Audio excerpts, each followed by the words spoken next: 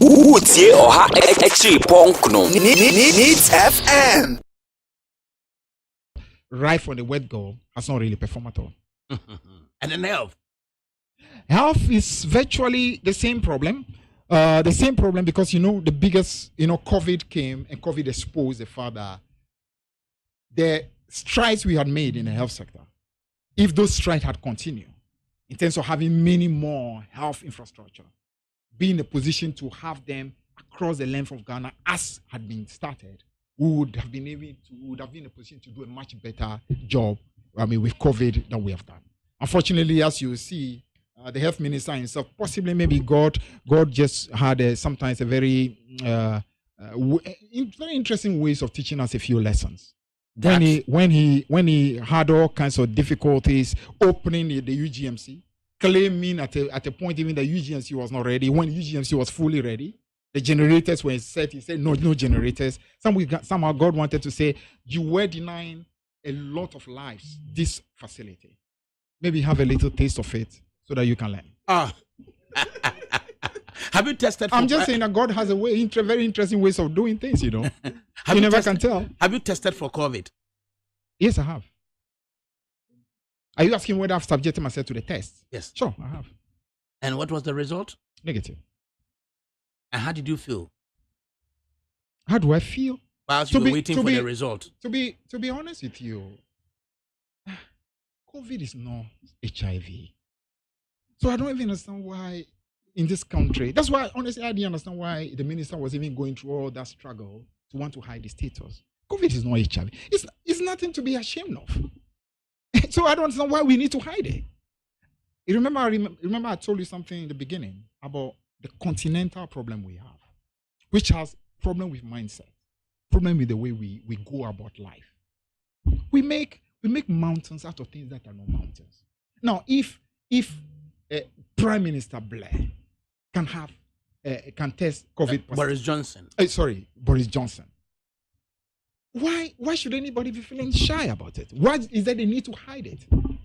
You understand? So I salute, for example, the young man who is the CEO of Nyaho Clinic. Dr. Tamakulu, we tested and publicized it.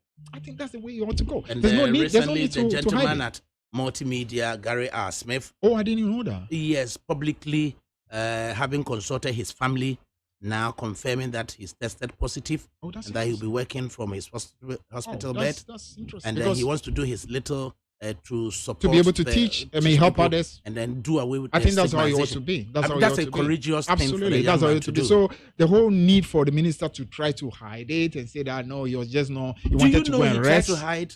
At least. He didn't say anything to anybody. Are you serious? So the journalist who say he has spoken with the minister. Oh, so you rely essentially on what the journalist said. I believe that you as journalists are principal people. Okay. So when you speak, the country at least should be able to take your word for it. Okay. Yes.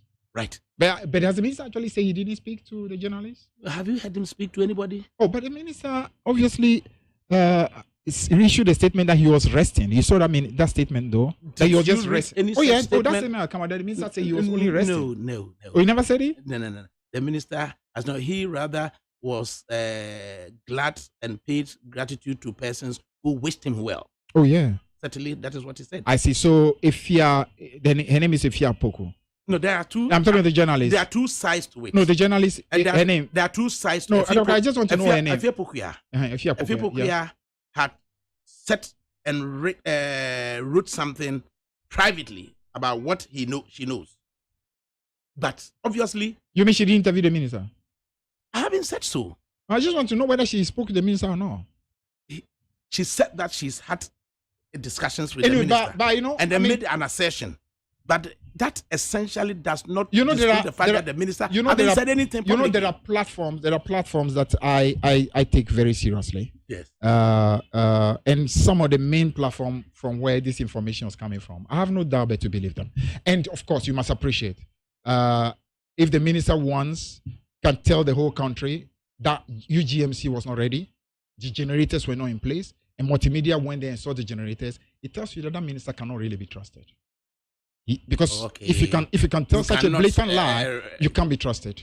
So when the minister therefore claims I didn't tell anything to Ifia Pokwa, The minister hadn't said that he didn't say anything to anybody. All right, so if your Poko's word right is credible then. Okay. Now on Agric, I will say.